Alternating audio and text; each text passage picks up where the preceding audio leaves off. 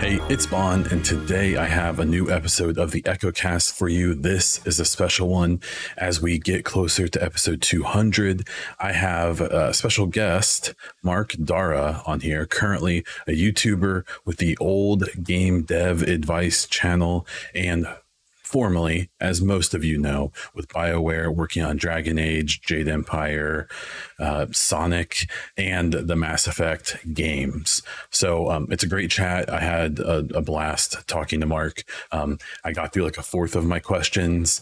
There's a lot more to talk about, so hopefully I can pull them on again another time. But for now, enjoy what we chatted about, and I will see you afterwards. Today, I have Mark Darrah of currently of the Old Game Dev Advice YouTube channel and formerly of BioWare. Mark, thank you so much for chatting with me today. Yes, thank you for having me. I wanted to kind of start off with, I watched some of your other interviews and people always jump straight into Dragon Age and BioWare and all that. I'm actually kind of curious to how you got started, maybe in your gaming life in general as a child, or and also how you got started in game development. Yeah, so gaming, I started playing D&D in grade 5, so in 1985, in the old basic box edition, you know, the for people that are super old, that iconic red box with the 2 books in it. And basically have role played ever since. I actually had a weird kind of gap in my teenage years where I didn't have a group, but then when I got into university, came back to it. Actually with Shadowrun. Shadowrun was the first RPG I played as an adult. And then educationally, computer science degree. So I did an internship. So I did my 4-year degree actually took 5 years because after my 3rd year, I did a 1-year internship. What that taught me is that I wanted to work on something that would see the light of day.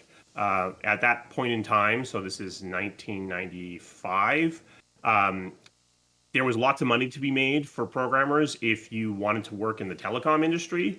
Sure. Yeah. Nortel is a Canadian company, or used to be a Canadian company that did lots of telecom software. And at the time, they were hiring like crazy. But the reality is the software you were writing would likely end up in a box in a field in northern Ontario somewhere. Sure. And my internship showed me that I wanted to work on something that would actually see the light of day. Same point in time, BioWare was starting in Edmonton, so I actually got hired before I was graduated. I didn't start until after I graduated. I actually got hired in December of 1996 when they were still pretty small. When I started, I was employee number 35. Oh wow! I actually got hired really kind of before that. And it was kind of fast and loose at that time. It was pretty fast and loose at that time. Sure. I had a job offer from IBM in Toronto for quite a bit more money at the time. But as I said, I wanted to work on something that I knew was going to see the light of day. It wasn't really clear what that was going to be. If you were at IBM, maybe you would, probably you wouldn't. I think I made the right choice.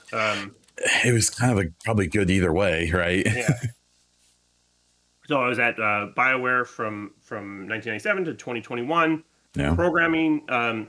So I was a programmer on Baldur's Gate 1, and then after Baldur's Gate 1, I became lead programmer on Tales of the Sword Coast, and then was lead programmer on BG2 and Shadows of Alm, or Tales of Ball. Can't remember the name of it.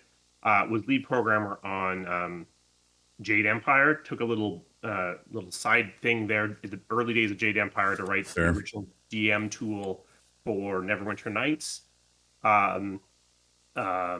Then after Jade Empire, there's this like weird little thing where I was on Jade Empire 2.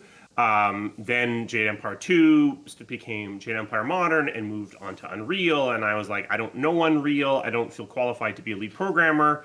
Was stream architect for Jade Empire and Mass Effect 1 at the same time, which was a job that no one really knew what it was.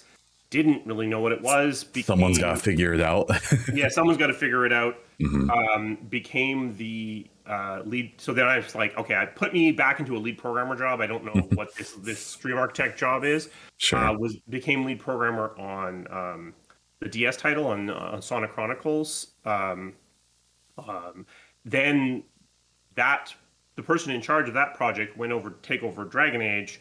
I took over Sonic. That's when I moved from lead programmer into production, was there. Then when that shipped, we started working on a Mass Effect DS title, but the economics of the DS were terrible. So then that got shut down. I took over Revolver, which is what in the intervening time Data Empire had become. Unfortunately, I had to be the one that shut that project down. Took over Dragon Age because now the person who had left the DS had left, and I was taking over Dragon Age and was in charge of Dragon Age Origins, Dragon Age 2, Dragon Age Inquisition. Then a bunch of malarkey happened, and I ended up in charge of Anthem in 2017 in its final 16 months or so. Shipped Anthem, and then was back on Dragon Age 4, which is now called Dreadwolf. Sure. And then left in 2021. So that's the 5-minute the whole thing to summarize my entire life. Sure. One thing I got started in doing this content creation stuff. I'm a social worker for my real job. This is kind of a thing I do for fun. And the game that got me into creation was The Division, done by Ubisoft Massive over in Malmo. And the head of that, or who used to be, was David Pulfelt, who is now at Player Unknown Productions. That just got announced, and he wrote a book called The Dream Architects. And what I really enjoyed, that book talks about like games I care about eventually, but what I think is really interesting after reading that and hearing kind of your story and a lot of devs of kind of the old guard, not to call anyone old, but is how like the first fourth of his book talks about how he worked at like an advertising agency, and a car company wanted them to make an interactive experience. I think it was Porsche. And so they made like the most simple game ever. And then that led to him being the head of arguably a very good studio one day. And I think it's, I'm kind of curious to your thoughts of how it seems like a lot of the older devs ended up in game dev, where now you go to college for it. And it seems like the new, so how, like, I guess just what are your general thoughts on that, and how do you think that's going to change the industry kind of in the long run? Yeah, I think it's going to have a massive impact on the industry. So you're absolutely right. When I got into the industry, it wasn't really an industry. I mean, I don't know the number of people that were employed in video games in 1997, but it was probably under 10,000 across the entire planet. Yeah. There were no colleges. Designer wasn't even a role that was even really understood as being a thing. Because everyone did everything. Everyone did everything. Producers were the writers. It was, it was all over the place. One of the benefits of the early days, I think, is that because people were coming from so many different places, you had a lot of external sources for inspiration. So when you're making a Baldur's Gate, people are mostly drawing from pen and paper. Sure. These days, people's experience is they've been gaming since they were 4, and not Apple Panic or Brickout. They're gaming so they're drawing upon references within the genre, and that I'm not sure what the long-term impact of that is going to be, because it could be like photocopying a photocopy.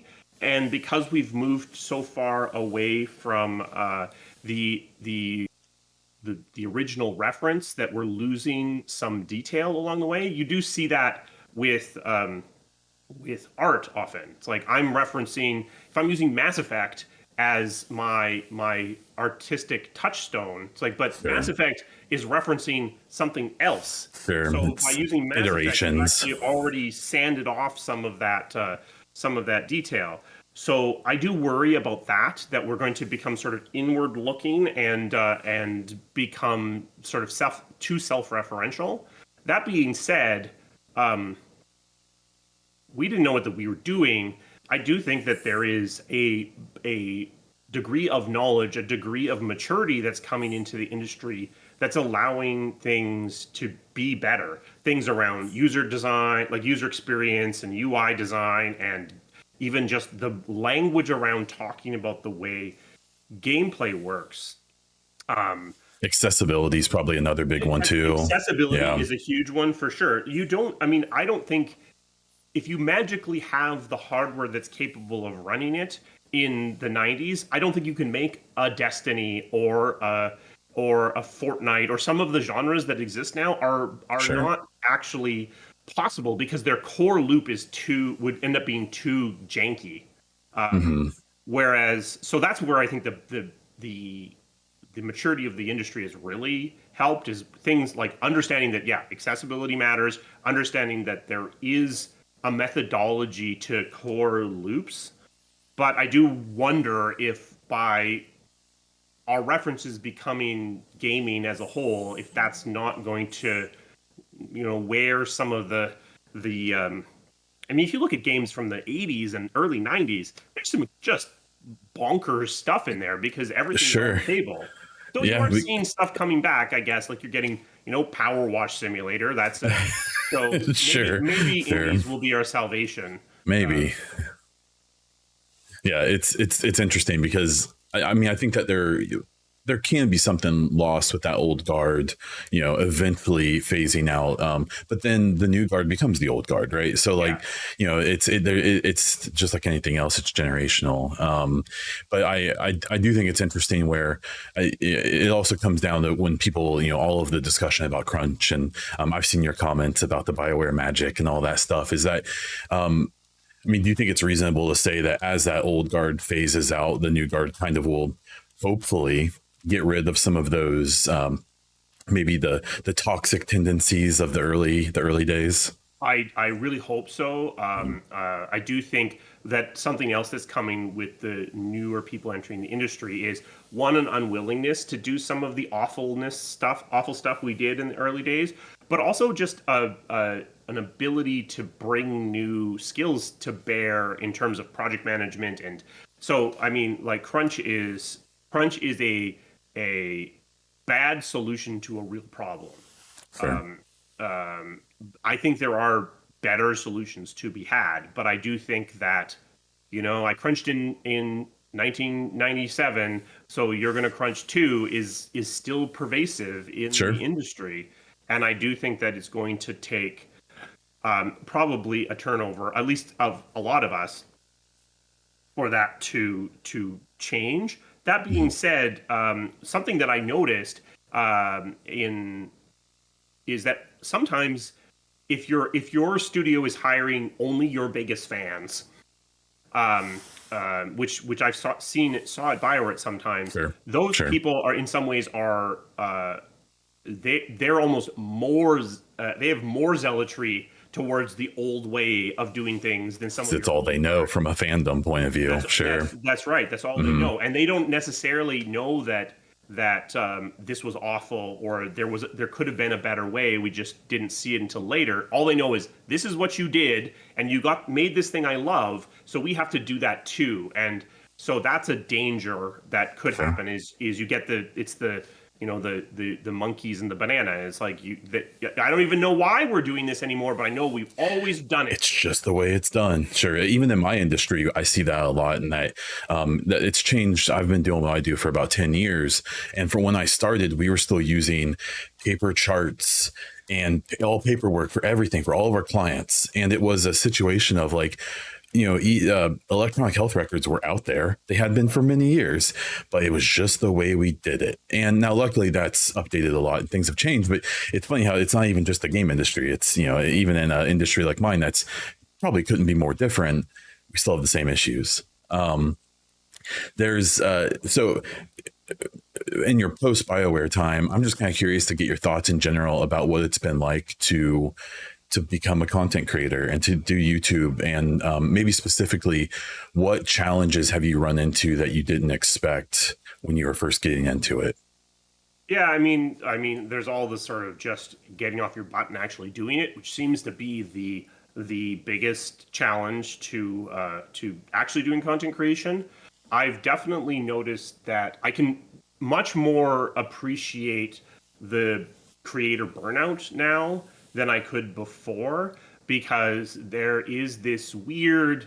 So I've been trying to basically be a month in ahead of where I need to be. But if I go a week without creating something, which has happened, I've had 2 weeks in a row actually until this Sure. week where that happened. It just starts to feel like it's all gonna come tumbling down and come breaking apart. And that's weird because I know I have a month of backlog. So I mean, I could take a month off. In fact, the reason why I wanted to have a month backlog was so that I could do a bit more game dev stuff and not feel like I'm on this content treadmill. And that content treadmill is real and it's there. And even when I've built in processes to try to let me step off of it, I feel the pressure to be on it, which is funny because I'm certainly not putting in the hours on production values and things like that, like some of the other top end creators are. And still, it ends up consuming just a lot of my mind space. Oh yeah. Yeah, even myself as someone who does this basically as a hobby. I mean, it's something I take seriously and I enjoy doing because I get opportunities like this. But it's, I have a full-time job and I have a daughter and I have a wife and I have a family and I have other things I do. But so even this relatively, you know, it should be a fairly low priority in my life still takes up all that. The same thing. Well, if I don't put out an episode this week, it's going to hurt me next week and things like that. And it's not like it's life or death for me, but it's interesting. You definitely gain a new appreciation. For sure. I am kind of curious. A few weeks ago, I spoke to someone I've known for quite a while, who's currently the creative director for the Division 2. And during our conversation, one of the things that came up was how I asked him, what games are you excited about? What games are you playing right now? And he isn't, because he's the creative director for an ongoing live service game that has a understaffed team and all of that super fun stuff. And so I guess since you've left BioWare, have you been able to play games? And if you have, what have you been playing? Yeah, I definitely play more games, but even still, it's taken me a long time to get back into it. So the thing that has been on my why haven't you played this list for what I guess what I'm getting close to a year now is Elden Ring. I still haven't got to Elden Ring. I really liked Guardians of the Galaxy. I know it's somewhat divisive. I loved it. I'm not entirely sure why, but I've also been sort of bumbling around in the indie space trying to find things that do interesting things from a narrative perspective. Card Shark is on my to-do list, and Speed Dating for Ghosts I played, and Dream Daddy, just to look at things that are kind of doing interesting things with narrative, because I do think that in AAA, narrative is a certain thing, very much defined in a lot of ways by BioWare. Sure. And I'm thinking that there's some evolution waiting to be had there, and often AAA isn't really capable of these. They can do evolution maybe, but revolution is often got to come from indie. At the bottom up, sure. Yeah. No, I love that Guardians game. It was actually, I think that game was in a weird spot because of the Avengers live service game that came out before it, and everyone kind of like, oh gosh, it's gonna be. And then it comes out, and it's this great story. Obviously, married to Marley, and that's And one thing that I loved about that game, and I even remember posting about it, like I think on the Mass Effect subreddit, during Drax's mission, and that where you're in his head. Mm-hmm.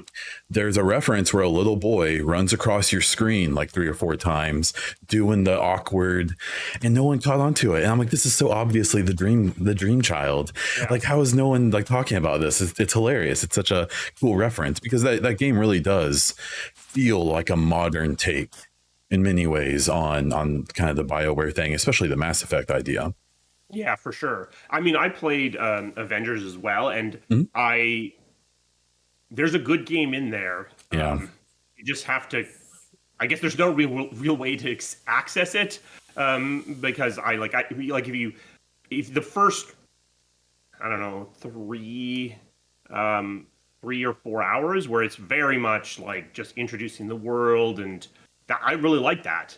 sure. And then you hit the, oh wait, no, now we've hit the live service part and we're going to force you to grind it out, and you're like, and then you get to the next beat and you're like, oh, that's cool again, and it's like, oh, okay, so there's probably a 10-hour really cool Sure. offline experience to be had there, but I think you could say that about most live service games. yeah. The game that's close to my heart being the Division 1 and 2. Those are two games that they're almost made in a way that like they really wanted to make a really cool single player experience, but they had to compete with Destiny, or Yeah. they had to compete like there was like a directive where it's like, deep down they were trying to make this really cool single player experience, but then they were kind of forced to do the thing that everyone else is doing. So Yeah, well, I that's can. certainly the Avengers. I mean, sorry, that's Mhm. certainly Anthem as well, where it's Yeah, like there's yeah, a sure. there is a BioWare story. Certainly not BioWare's best, but there's a BioWare story in there if you just ignore everything else. Sure, sure. I'm kind of curious, kind of moving on to like kind of some industry talk. There's a big consolidation happening, at least from my layman's take of, especially engines. I'm kind of curious to what you think. I know I've seen you speak in other situations where I believe Great Empire had its own engine. And then there was the move to Unreal, like you said, obviously. Unreal 5 seems like it's a huge jumping point for places right now where CDPR is moving The Witcher to Unreal. There's rumors that the next Mass Effect is maybe going to move that way as well. How does that make you feel as a dev in general? Um, The good and bad, I guess. yeah, I mean, I think that the average game player puts actually way too much stock in what Sure, engine is being used. sure. That being said, making your own engine is very expensive. Yeah, So it makes perfect sense to me that CD Projekt is thinking that it's like, I'm pretty sure there's still the guts of Neverwinter Nights underneath the Witcher engine. I'm not sure. I'm not 100% sure, but I'm pretty sure. sure. And like, I mean, you see the even moving Dragon Age from Aurora or Eclipse to Frostbite. I mean, Hmm. there's just so much more possibility space that's opened up. I do worry about any time where we have very few players in a space. So this kind of happened at the last generation though, when with Unreal 4. Unreal 4 seemed Sure. to be 75% of all games Hmm. on the last generation. So maybe this is just the same, but I do worry that we end up in a world where you've got Unreal, you've got Unity in the background, Kind of scratching. Yeah. kind of scratching around, Sure. and that's it. Hmm. That's a dangerous world to be in, because what often happens, and what happened to a large degree with Frostbite, is if Hmm. you don't have to be competitive, if you don't have to be pushing, then you Sure. won't.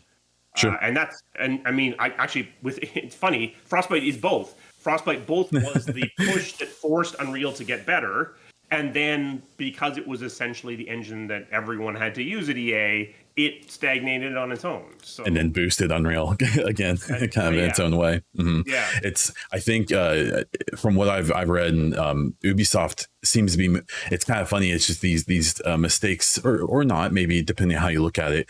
The Ubisoft massive Snowdrop engine. It sounds like they're doing the same thing at Ubisoft with that, where they're moving. I think the new Splinter Cell game, obviously massive. They're working on that Avatar and Star Wars game, but I believe even other titles are going to be moving towards Snowdrop as well. And it's so interesting from the outside. Now, like you said, people like me, fans and stuff, probably overemphasize engine and not understanding it's just a bunch of tools put together. It's not this monolithic thing. It's a bunch of small things put together, but it is still interesting to watch. Either Ubisoft knows something that everyone else doesn't, and that they can make it work, or there's like a sense of almost arrogance of like, we can make it work. Honestly, so the biggest reason to consolidate on an engine is for the ability to share more work within your studio. Or the argument of using Unreal is that it's not All of just it's the everyone. It's thousands of people affecting and improving this engine in theory. The problem that often happens is that you end up with not nearly as much sharing as you would imagine. FIFA doesn't share anything with Dragon Age. Need for Speed or Need for Speed. Sure. Yeah, and in Bioware's case, it's even worse than that. There's very little sharing between Dragon Age Inquisition and Mass Effect Andromeda and Mass Effect Andromeda Anthem. Sure. So that's honestly a lot of troubles that I think Andromeda and Anthem had, is not building upon the foundation laid by Inquisition. All that being said, if anyone can do it, honestly, I think it might be Ubisoft, because Ubisoft's games are quite similar to each other in gameplay formula.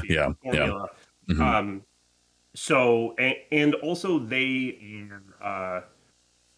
the way the games are controlled is different. So they may be able to mandate a certain behavior, a certain approach to their technology, maybe. Certainly, even like EA has gone through this a couple of times. Everyone's using Frostbite, but everyone's going to then roll their own Frostbite solution. Everyone's using renderware. Same thing. But I think if anyone can do it, I suspect anyone from the West at least. It might be Ubisoft that might be able to say, no, you're going to use Snowdrop. You're going to use it. You're not just going to use Snowdrop. This is the Assassin's Creed that shipped last. You're going to build upon that shipped product, and then you're going to ship your whatever Watch Dogs 3, and then that's going to now become the thing that everyone builds upon. They might be able to do that, but if they don't, then you're supporting then it could just end up being like Frostbite. The one thing that Ubisoft does have, though, is their tools are very much designed to build the kinds of games they build, which they would have to rebuild if they switched. Like, you're not getting, although they put a bunch of open world stuff into Unreal 5, but you're probably not getting the tools. You're almost definitely not getting the tool chain you're used to if you switch engines. Almost definitely. You're almost definitely going to have to rebuild all that. And so my typical opinion is the engine you should use almost always is the last one. Is the last one you use. Sure. It kind of going off of that and jumping into some specific things about Dragon Age and some games you worked on. I think it's kind of interesting that, and correct me if I'm wrong, please, but was Inquisition the first BioWare game that used Frostbite? Yes. We had a game that was called Blackfoot. Well, it wasn't actually called Blackfoot. That was the code name. Which was going to be a multiplayer Dragon Age game that kind of was using Frostbite during like late in DA2 and before Inquisition started up, but that never shipped. That just got eaten by Inquisition. So Inquisition was the first Frostbite game. So at least from my perception, it seems like from at least BioWare's perspective, that's the game that was best received. That's used the Frostbite engine. And you would think that, kind of from like what you said, building upon what's from before, you would think that it would be the other way. So with Andromeda and Anthem and stuff like that. Now, obviously, there's contextually a lot of other things that factor into that. But why do you think Inquisition was able to kind of get off on the right foot with Frostbite, and why do you think that didn't maybe carry on to the games that came after? Yeah, that's my great frustration of BioWare, basically from 2013 to basically to today, is that there wasn't a building upon the past. So Inquisition approached Frostbite as, we watched Mass Effect 1 struggle with Unreal 4 because Unreal 4 hadn't shipped. We need to respect the engine, do things the way the engine wants it to be done, and build our tool set. About 30% of Inquisition's tech budget was spent on tools, on tooling. Oh, okay. On Andromeda, they didn't build upon the tools that were laid by Inquisition. Partially because they started before Inquisition shipped, but also for not built here reasons. They Sure. spent around 10 to 15% of their budget on tools. Anthem didn't Wow. build upon the foundation laid by either Inquisition or Oh, Andromeda, wow.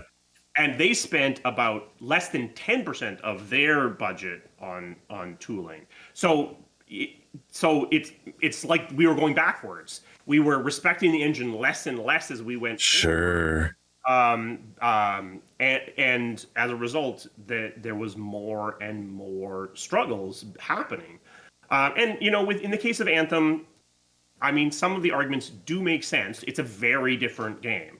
But Sure. in the case of Andromeda, it's like they're really not. And I mean, I have what I call the most sarcastic PowerPoint presentation ever, which is basically comparing those two games, which are treated at BioWare as if they are widely different things. They are exactly the same game, Sure. pretty much from the perspective of any external observer. Mass Effect is more like Dragon Age than it is like anything else. Sure. Even Fallout, even another RPG. Yeah, Certainly for sure. more than a shooter, more than so. It's like it's ridiculous. But yeah, the answer is hubris is the answer. Sure. The something I think is interesting is how, again, from a non-developer perspective, I see all of this. Well, you can call it PR or propaganda, I guess, for Unreal 5, and how you can make these things so much easier, and these light maps work so much better. All this stuff. When I've heard you talk previously, and other people talk about like the development of Dragon Age 2 and how it happened so quickly, do you think that these engines, for whatever they're worth, are moving towards a time where games can ever be developed that quickly again? Or do you think that was a one-shot situation? Do you think games are going to take longer than ever moving forward? I guess kind of, how do you feel about that? Yeah, so it's a good question. I'm not 100% sure. My feeling is, so this is my experience with Unreal, because I've been using Unreal 5 as well, is Sure. This has been the case forever. Unreal is really good at making beautiful prototypes and tech demos. So Frostbite, awful at that. Unity, really good at prototyping, really fast, Sure. but it doesn't necessarily look amazing. Unreal, if you sit down with it for a couple hours, you can make something you're like, wow, this game is going to come together so fast. And then it's as deep as a puddle. and it's deep as a puddle, or maybe Sure. it's just a painting of a puddle on the ground. Sure. But yeah, and then when it struggles is actually kind of in the middle part where you're trying to get the game together. But that being said, especially in the indie space, a lot of indies are basically shipping their prototypes. So Sure. Unreal 5 might allow a massive quality expansion in the indie space, where you can throw together a prototype that looks great. Sure. Looks like a real game, looks like a shipping game, and then just ship that, and there you go. In the AAA space, I don't think Unreal 5 gets us there.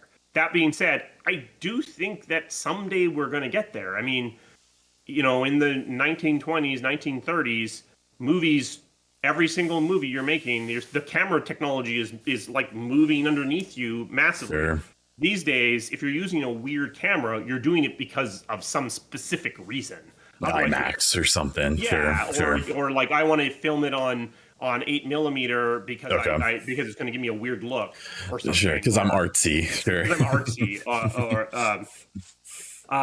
I think we will at some point essentially reach that level with a lot of the technology in there. Maybe not the underlying gameplay engine, but probably with graphics. I mean, we're already starting to see like the things that might actually be transformative might be things like megascans and where it's like, okay, if I want something that looks real or real adjacent, sure. I can basically just buy 80 to 90% of my environment art, which is really like, I mean, if I'm going to film a movie and I can go like, oh, this subway station is almost right. All we need to do is hang up some posters and stuff. That's awesome if I can do that. And that has in the real world, I have to deal with the fact that people want to use this subway station.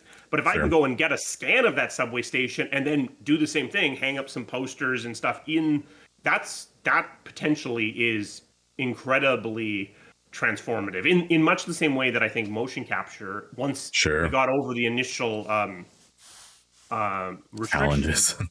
challenges of it, transformed animation. Now, it didn't actually make animation cheaper or faster, but Different. it made it better and different. So I think it's possible, but maybe actually I'm talking myself out of this to some degree, because maybe what will happen is, if this happens slowly over time, which is what's happening right now, is we will eat up the efficiency as we go. It would take something like an actual sea change to maybe actually make things get radically different. I think what's been happening in AAA is that costs and complexity have been going up at somewhere between slightly faster or much faster than efficiencies and new procedures have gone up. If you were to sit down and say, let's make Baldur's Gate 1 with modern technology, you could probably make that game for a quarter of the budget or less than the original game cost. Because just you wouldn't have to do so many things. You'd just be able to pull things off the shelf. But of course, that's not what modern AAA games look like. We've spent all those gains and more, way more, just with things rising up. So I do believe that someday it's going to be like, I believe that someday your technology group, which is about a third of most teams or more, might largely go away. If your technology stabilizes and we're all unified on something across the entire industry, then that, I mean, you have technical people on your movie studio, but they don't make up a third of the cast. Sure. So if that happens, then that means, first of all, you've got rid of a third of your team, which makes you faster. Sure. But also, it means you have tools or something that approximate tools from the very first instant you start. You've got the ability to build art from the very first instant you start. Maybe you're not even building art. Maybe you're pulling it off of a shelf and you're just basically sticking a credit card into a model dispenser and getting your models. And then you're doing things more like set dressing and building sets, but you're building them out of off-the-shelf parts. Which is the thing in Unreal, correct? Isn't that a pretty big business there, where people, like, there's devs who all they do is make models and textures and stuff just for other people to use? Yeah, there absolutely is. Sure. And there's also Quexel, which is the mega scanning. Yeah. So that stuff, I think, gets a more of an uptake. The problem you have with the marketplace for AAA, well, I think there's two big problems. Problem one is AAA developers are super paranoid about copyright. So licensing and stuff, sure. How sure are we that you actually own that? But problem two is that things are built to very inconsistent standards. So if the standards could stabilize, like a Megascan, you know what it's going to look like. You know what it's going to work. So if you're good with that look, you're good. But I made a model of a teapot. Okay, well, I got to look. Oh, this one's only got 100 polygons in it.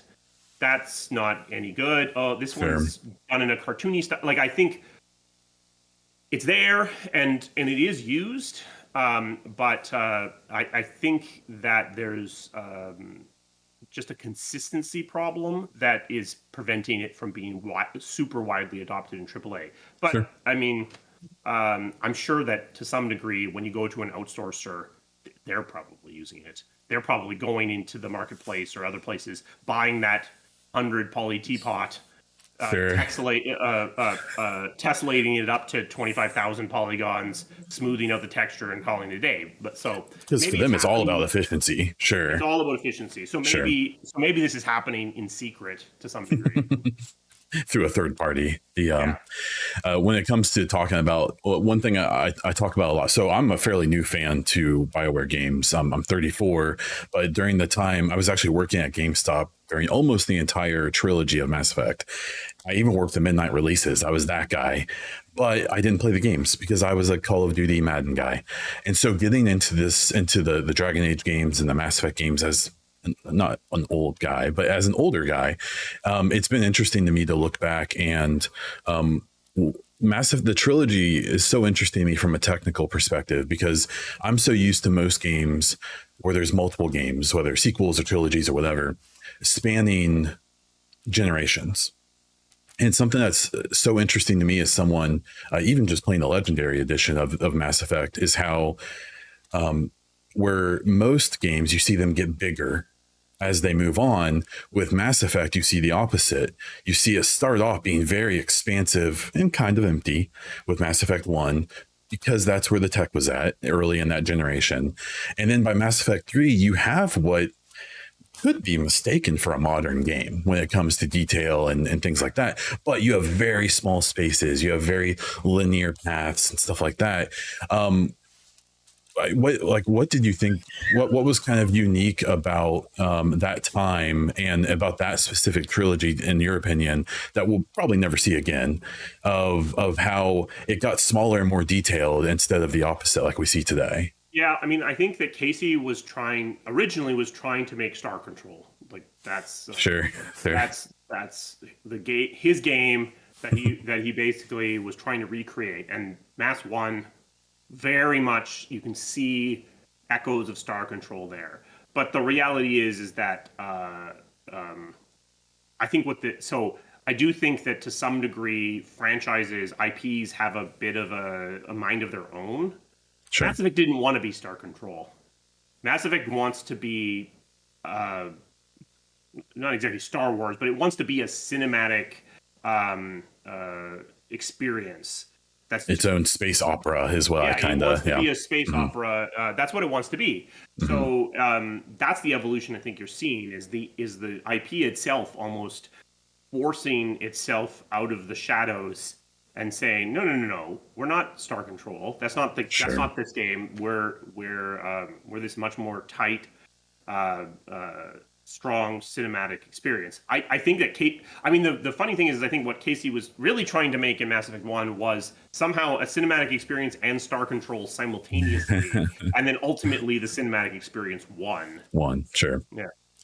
The another interesting thing with your experience of Dragon Age and stuff like that, comparing the two franchises is so interesting to me because Dragon Age, it seems like from the start, was okay with first game, you're going to be one protagonist. Next game, you're going to be a new one. Third game, whereas Mass Effect literally has the opposite situation of like, we have developed this monolithic, this hero of the universe. And what I think is so interesting about, like with Dreadwolf, we don't know yet, at least myself as the public doesn't know what they're doing with that. I think most people are assuming a new protagonist and then that's the big debate in the Mass Effect community right now of what are they going to do next? And one thing I think that's interesting about that is that there's a big debate in the community about, even the end of Mass Effect 3 is fairly broad. And it's a giant cliffhanger in my opinion. And what I've argued a lot is, that the idea of setting canon is such a controversial thing in this genre and with this fan base. But my argument for a long time has been, I would rather them narrow the end of, say, like a Mass Effect 3 down, so then they have the ability to truly go back out and really expand again, rather than, I've tried to make the argument that if you tried to make a fourth game or whatever the next one's going to be, a sequel to 3, say, and incorporate every ending, the genophage or not, the whatever, you're talking about a game that would take like 20 years to make. And so I guess it doesn't have to be specifically about Mass Effect, but with a game like that, do you feel like there is justification to canonize, to be able to spread back out, or how do you feel about it? Yeah, I think you have to do something. Sure. So, so Mass Effect was always conceived as being a trilogy. But I think what you actually end up with Mass 1, 2, and 3, if you kind of just stick them together into one ridiculously big game, that's why in some ways the complaints about the original Mass 3 ending are so hilarious, because in a way the game Mass 3 is the ending for this entire huge game. Sure. Which isn't awesome, because the last Hobbit movie is also stupid because it's just all ending. So that's not necessarily the best, but that's essentially what you have. And so because it was intended as a trilogy, it to some degree it kind of takes its ball and goes home at the end, where it's like, okay, I'm going to render the possibility of a direct sequel to this so nearly impossible that it's ludicrous. Sure. It could be that so we know that the mass relays are down. That's all true. But, like, we have potentially everyone's a cyborg. Potentially there are no robots. Potentially, it's bananas. But interestingly, if you look at Mass 1, 2, and 3 as a single game, and then you look at Origins was originally envisioned as a standalone game. There was never even consideration for a sequel made for that. And if you look at Origins and then look at what it does at its ending, so the ending of the game itself is fairly tight. It's like, well, you definitely have to kill the archdemon and you've ended the blight, but then you go through the end credits stuff, like the epilogue screens, and it's like, okay, maybe there's a civil war happening in Orzammar. Maybe there are werewolves spreading across this entire part of Ferelden. Maybe there are no werewolves at all because you've cleared it. Maybe like it's similar. Possibilities are endless. Yeah. Now, the way the Dragon Age approached the solution to that was canonize some of those choices, but for the most part, just moves away far enough physically, so it's like, okay, well, maybe there are werewolves down south. Who cares? That's not my problem. I got my own problems. Sure. Or it moves through time, which one of the reasons why Dragon Age 2 moves through so much time is it gives distance from Dragon Age Origins. So, I mean, one of the major reasons why Dragon Age, or why Mass Effect Andromeda is literally hundreds of years in the future in another galaxy. It's like, okay, well, something happened. We're not worried about it. Who cares? If we want to, we can react to it, but we don't have to worry about the consequences. Sure. But of course, I mean, Dragon Age had the same problem that Mass Effect has, just to a lesser degree. The Origins did such a great job of building up the Warden that people were really attached to that, and they keep wanting to see the Warden come back. People are never going to let go of Shepard. No. So it's and it's understandable. Like they did that to themselves in the best possible way. Well, that's just it. Is that Dragon Age new protagonists every time because it allows things to be done. But there are costs to that. You don't have the nearly attachment. There's a reason why every single Zelda game starts with you as Link getting bonked on the head. Like they've essentially solved the problem. It's the reset button. Yeah, it's a reset button. Either you get you have amnesia, or you're like the great grandson. But so it's like maybe there's a way that they can do something like that. But Zelda's jumped through a lot of hoops that probably a modern game can't be allowed to do around. Yeah, you are always Link, no matter, but you just are a different Link who forgot. You're Link. Yeah, you're Link. So maybe there's a way that you can be Shepard, but not Shepard. You can be Shepard. Maybe there's a way they can do that. But yeah, it'll be interesting. It's definitely a problem that they have, because certainly Ryder from Andromeda, not the same character, nor could any character from a single game compete with a character from 3 games. No. So yeah, it is. I mean, maybe the approach is you canonize the choices from the trilogy, and you say, and the choice we're making is Shepard made it, and you're Shepard. See, yeah. I don't envy Mary and that team. I do not envy their position. Well, I have one more kind of question for you before we can wrap things up here, and it's as a newer fan, I don't have all of the baggage from Mass Effect 3 and then, other things. Like, I like Andromeda. I think it's a fun game. I think it's, I put it in a different spot than the trilogy for myself. But so I don't have all of that. But every time I see anything posted about the next, about Dreadwolf or the next Mass Effect game or anything that's happening with BioWare, I always see people say, oh, they can't, it's not the old BioWare. It's not, they can't recapture that. And I guess my argument is that you're right. It's different people. It's a different generation. It's a different time. I guess kind of what's your closing thoughts or feelings on, like, I would argue that not only do they not need to try to recapture old BioWare, they need to set a new expectation or a new standard for BioWare. This with these two games that are coming out. I guess just kind of how do you feel about that whole concept? Yeah, absolutely. I mean, I think there is a lot of DNA of older games still at BioWare, but you're right. Is every game needs to be a game in its moment. It needs to be appropriate to the time and space and of what's going on there. So I get it. You kind of just want to feel the thing you feel when you feel the thing you felt when you played Mass Effect 2, or feel the thing you felt when you played Dragon Age Origins.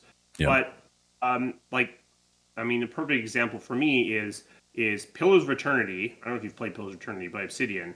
So I'm familiar. That is a amazingly faithful recreation of the experience of playing a Baldur's Gate game. Okay. And it's amazing. But for me, when I played that, what I realized almost instantly was I no longer want to play that game. And I think that I think that if suddenly you got a Mass Effect 2 again magically appearing out of the ether, I don't think it would be received the same way. The industry is in a different place. So I think that, yeah, you're right. BioWare needs to set a new bar. Nostalgia is a powerful thing, man. Yeah. It's a deceiving mistress too. Absolutely. It's I talk about it a lot in various games I'm a fan of, is that you think you want what you had, but one, it's kind of like, maybe not the best example in the world, but the first time someone takes a drug, it's the best time, the best it's ever going to feel. It's never going to feel that way again. The first time I finish Mass Effect 3, it'll never feel, I'm chasing that feeling again, and it's never going to happen in that exact way. And I feel like people are like that with whether it's BioWare or any studio who has a legacy that, maybe they aren't, Halo and things like that. They, instead of, I guess for me, the right thing to do is be excited for new stuff and stop hoping for old stuff again. But, like you said, it's understandable. Yeah, well, that's why, and is also that the sad truth is that the older you get, the less relevant, the less relevant part of the buying demographic you are. Mm-hmm. So the reality is, Andromeda had a shaky launch, which is unfortunate. But it's a lot of people's favorite Mass Effect. Most of those people who it's their favorite Mass Effect are younger people. Mm-hmm. Because it targets, it's got a younger protagonist. It's got a younger, more...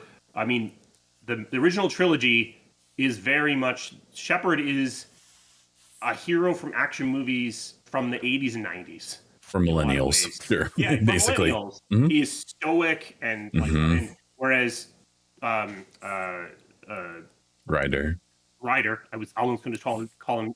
I tried to get him to call him Travis Ellers. Oh, so, I know. I've seen that. Yeah. I almost call him Ellers. Ryder is definitely he's much more a protagonist from a CW show. Sure. So, absolutely. So yeah. The reality is that sorry, but they're not trying to make it for you anymore. Yeah. Yep. Okay, well, that's where I'll wrap things up with us. I really appreciate you chatting with me. If I will throw out right now that your channel, for someone who isn't in game development, is so helpful to get to learn how things like really work. I really wish more people were more interested in learning how games are really made instead of just throwing their hands up and screaming every time something happens they don't like. So I will personally very much say that people should check out your channel, but if you can please let us know where to see your channel, your socials, and things like that. Yeah, so on YouTube, I'm Old Game Dev Advice. That's where you can find things. As you said, it's good for people who are not familiar with the industry but are curious. Also, if you're just starting out in the industry, there's some helpful things there as well. The only social media I'm still on is Twitter. I am still Biomark Darrah, because if I change my name, they're going to take away my blue check mark. So, okay. So I don't wanna. So I'll probably be Biomark Darrah forever. If you want to follow me on Twitter, not as active there as I used to be. I can only handle one social media platform at a time. YouTube has kind of become that one social media platform to a large degree. Sure. Okay, great. Well, thank you so much. Again, I really, really appreciate it. And I'll try to drag you back on again one day. For sure. Thank you so much. Okay, great. Okay. Well, I hope you enjoyed that chat. Again, I want to thank Mark a ton for coming on the show, chatting with me, spending his time with me there for a little bit. I think it was a nice chat. I, had so many more questions and so many more follow-ups, but I knew, we needed to move things along. So hopefully I can bring him on again another time and we can delve a little deeper into some specific subjects. That said, please be sure to, if you're watching this on YouTube, subscribe to the channel, like this video, comment below. If you're listening on the podcast, please subscribe on your podcast provider of choice. I have more interviews coming that I am really excited about, similar to this. And I think it's good stuff. You can find me as Bon Diesel on Twitter and most other places, including Twitch and so on and so forth. And that's all I have for this episode. So until next time.